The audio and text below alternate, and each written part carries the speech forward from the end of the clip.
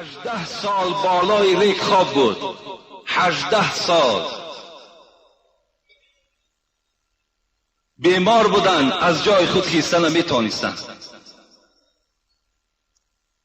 لیکن بازم این دعا میکردم پروردگارا تمام بدن من اگر درمند باشد من راضی هستم بجز زبان من. خدایا زبان مرا بسته نگردان تا که در یاد تو باشم. 18 سال بار عائلش گفته ایوب گفت تو پیغمبر خدا هستی، دعای تو خدا میشنود، دعا نمیکنی که خدا به تو شفا دهد. حضرت ایوب گفتن ای زنک گفتن چند سال راحت دیدم؟ گفتن 80 سال بالای راحت بودی. سال شد.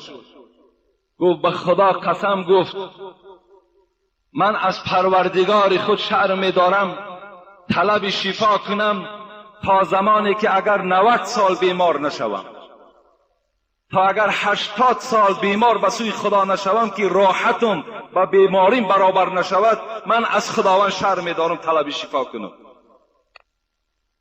خداوند مریضها را میگوید شما مثل ایوب بیمار بودید. امروز اکثریت مردم ما در حالت بیماری نماز نمیخوانند. در بیمارخانه ها که بالکل نماز نمیخوانند. صاحب مسلک خدا رحمتش کند میگوید گر عقلی ولد شود بیرون، اگر زنی که نیمی فرزند برآمده است نیمی فرزند نبرآمده است میگوید بین اگر فرزند از وجود زن جدا شود اینجا حکم نفاس میدهند، یعنی تا 40 روز اگر این زن خون میدیدگی باشد تا 40 روز نماز از گردن این زن ساقط می شود. لیکن حضرت مولوی صوفی اللیار میگوید که اگر نیمی فرزند برآمده است نیمش نبرآمده است اینجا چی صورت است؟ نماز ببینین، مهم بودن نماز ببینین. گر عقلی ولد شود بیرون نکند ترکی نمازش چون، نگذارد اگر نمازش این عاصیه می شود علی التعیین. اگر نیمی فرزند برآمده است نیمی دیگر در وجود زن قرار دارد، اگر وقتی نماز شد میگوید باید که نماز خواند. اگر این زن در همین حالت نماز نخواند عاصیه می شود علی التعیین. با تعیین روایت همین است که وی در نزد خدا عاصی و رسوا است. ورطه خود حفیره سازد آن ز یک حفیره خود اندازد، تا نرسد زیان به فرزندش این حفیره از آن سبب کنندش. گفتن صورت مسئله این گونه هست که این زنی که نیمی فرزند برآمده است نیمی فرزند نبرآمده است باید در زمین نشیند، در زیر خود میگوید یک چقوری کند تا که در حالت نماز که مبادا که همین فرزند تولد شد یعنی به یگان آسیب و ضرری نرسد در پیش همین زن زند، ولی که نمازش کنده نکند نمازش دوام دهد. وقتی در این خیل حالت نماز فرض باشد پس چی جای این سردرد و این فشار خون و این دامنه و دیگر کسلهایی که در ما و شماست. در بیمارخانه هم وظیفه همه ما و شما چی است؟ نماز فرض است. اگر چهره ما طرف قبله هم که نباشد، اگر روی ما اون طرف هم که باشد، اگر جایگاه خواب ما بی نماز باشد، اگر لباس بدن ما بی نماز هم که باشد با اشاره باید نماز خوانیم در داخل بیمارخانه. اگر کسی نباشد که به ما یاردم کند، اگر یاردمچی باشد با طریق اولا در گردن ما و شما نماز فرض است. اگر در این خیل صورت صاحب مسلک میگوید کسی گوید که در این خیل حالت در گردن من نماز فرض نیست وی کافر می شود میگوید، زیرا حکم خدا را چیکار کرده است؟ وی انکار کرده ایستاده است. با آدم های بیمار خداوند روز قیامت حضرت ایوب دلیل می کرده است که چرا نماز نخواندی؟ ایوب که بیمار بود نماز می خواند. و علی الفقراء به عیسی علیه السلام. لیکن آدمای فقیر، آدمایی که فقیر بودند، آدمایی که کم بغل بودند در دنیا، اینها وقتی که خیزانده می شوند و از اینها پرسیده می شود اینها می گویند که ما پروردگارا گرسنه بودیم، فقیر بودیم، نادار بودیم، از سحر تا بیگاه در دکان نشستیم که یک سوم برای زندگی پیدا کنیم. خداوند حضرت عیسی را می آورده است، می گفته است حضرت عیسی چنان فقر داشتند، چنان کمبغلی بودند که از دنیا گذشتگی در هیچ اشیای زندگی از پسش میراث نماند. حتی یک کاسه از خاندان حضرت عیسی میراث نماند، هیچ چیز در زندگی نداشت. خداوند میگوید عیسی اینقدر فقیر بود، اینقدر نادار بود، لیکن نمازش میخواند. فقیرها را در اونجا با حضرت عیسی متهم میسازند. اعوذ بالله من الشیطان الرجیم. كل نفس بما كسبت رهینه الا اصحاب اليمين في جنات يتساءلون عن المجرمين ما سلككم في سقر قالوا لم نكن من المصلين ولم نكن نطعم المسكين وكنا نخوض مع الخائضين وكنا نكذب بيوم الدين حتى اتانا اليقين. خداوند چی میگوید؟ میگوید روز قیامت به همه ما و شما خطاب دارد. شما در عمل خودتان در گرو هستید.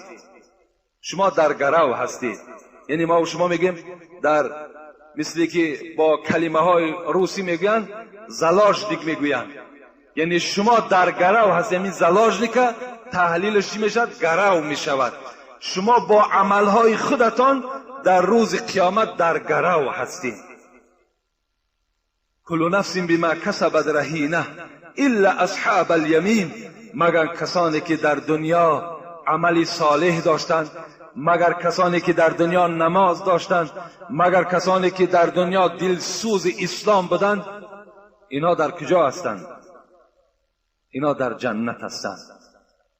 و اینها چیکار میکردند؟ آدمای با نماز از جنت استاده عذاب دوزخی ها را می دیدند و می گفتند ما سلککم فی سقر.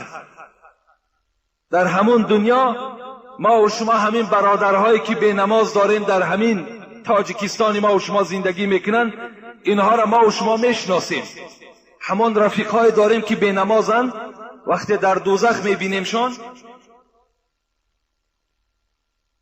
اینها را میشناسیم. بعدن چی میگویم؟ ای فلانی ما سلککم فی سقر، چرا تو در پهلوی من در جنت نیستی؟ چرا تو در دوزخ هستی؟ و چی میگوید؟ قالوا لم نکو من المصلین. ای برادر عزیز، خوش به حالت که تو آدمی با عقل بودی، خوش به حالی تو که تو آدمی خیلی با فیض بودی. این سبب دوزخی شدن ما لم نکو من المصلین، ما نمازخوان نبودیم. ما در دنیا نماز نمیخواندیم، از این خاطر امروز خداوند ما را عذاب سخت‌ترین که این وارد شدن دوزخ است در دوزخ جا کرد. ولم نکن نطعم المسکین، یکم جنایتی که داشتیم در دنیا بی نماز بودیم. دوم جنایتی که ما را خداوند با سبب او وارد دوزخ کرد. ولم نکن نطعم المسکین، ما مسکین ها را طعام نمی دادیم. پول داشتیم، مال داشتیم، ماشین های زیبا داشتیم، خودمان راحت میکردیم، خودمان کازینو ساز میکردیم، خودمان جای پیوه فروشی کشاده میکردیم، جای عرق فروشی کشاده میکردیم، جای دیسکتیک میکردیم که خواهرای مسلمان بی دین و بی فراست و بی حیا میکردیم، راحت میکردیم. لیکن به مسکین ها تماما رحم و انصاف نداشتیم، بلکه اونها را طعنه میکردیم. مثل بعضی از ابله‌های هستند که میگوید کمبغل از حساب بیعقلی کمبغل میشود. چرا وای کمبغل شد؟ بعضی ابله‌ها هست، بعضی آدم‌های هستند که از حد گذشتند، بعضی آدم‌های هستند که مغرور شدند، میگوید کمبغل از پیش خود کمبغل میشود. وای خدا کمبغل نمیکند. ای انسان سرکش، یقین بدان پیغمبر تو میگوید الفقراء یدخلون الجنة قبل الاغنیاء ب500 سنه. همین تو آدم بای، همین تو آدم مغرور در یک گوشه ایستادگی هستی. همین فقیرهایی که در دنیا شما با اونها رحم نداشتین 500 سال پیش از شما راحت جنت میبینن، وارد جنت میشوند. این سخن پیغمبر ما و شماست. باید که ما غمخوار مسلمان باشیم. ما باید که این پولی که خدا به ما داده است، از این در بیزنسی بهترین نیست، این تجارتی بهترین است وقتی که تو در یک برادرت صدقه میکنی. حضرت عبدالرحمن ابن عوف یکی از صحابه های کرام بود و بسیار با دولت بود، بسیار با دولت بود.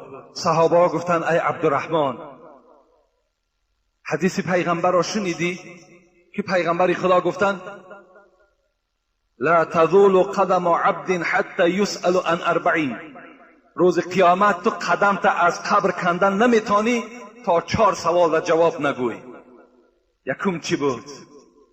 عن عمره فيما افنا، این عمر در کجا صرف کردی؟